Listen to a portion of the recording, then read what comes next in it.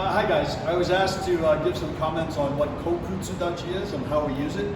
So a little bit of background. I started with Matsumura Shorin-ryu and we did not have a Kokutsudachi in our Shorin-ryu. So when I started doing Ryukyu Kobudo with the weapons and we had the Kokutsudachi coming out this way, it was the first time that I did it and I didn't like it. The extra tension on my knees actually made my knees ache, and it was difficult to move in and out of. Also, in the Matsumura Shorin-ryu that I did, the idea was to use tai sabaki, or body shifting, in order to avoid an attack. So we didn't like low stances. Kisei Sensei didn't like to have people sitting in very low stances, even very low Zenkutsudachi. It tended to be very high stances. And the idea on that was that they like to do the body shift, or tai sabaki. Edward, if I can borrow you for a second, we'll mask up because we're doing COVID protocols here. So what I mean by tai sabaki is this. If Edward were to try to attack me, I would want to do some kind of a body shift, okay? So if he attacks me, right, I get off the line, and now I can do these things. If I'm in a low stance, and he goes to try to do that, it's difficult for me to move to do the tai sabaki. So he didn't like the low stances. He preferred do any attack. Make me guess. So this way with the tai sabaki I can do.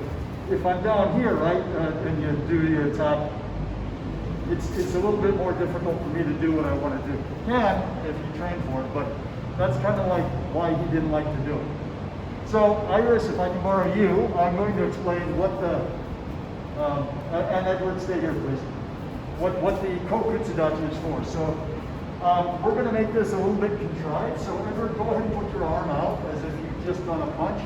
Okay?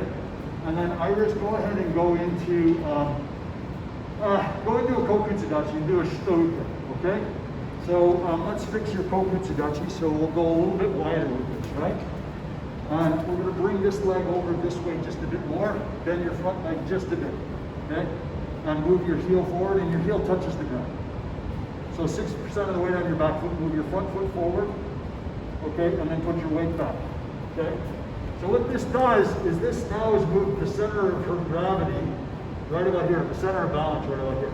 The point of contact and the point of the center of balance is a fulcrum between which it moves. So at this point, Edward, don't let her move your hand, okay? Iris, go ahead and move. Use your hips to move his hand, okay? Could you stop her from moving?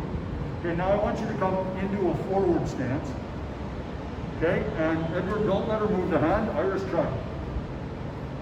Now go ahead and put your weight back again, and go ahead and shift and do that again, okay? So it can. So that's one of the advantages of the Kokutsudachi, is the increased distance between the center of balance and the point of inflection gives a little bit better lever arm on the attack that's coming in.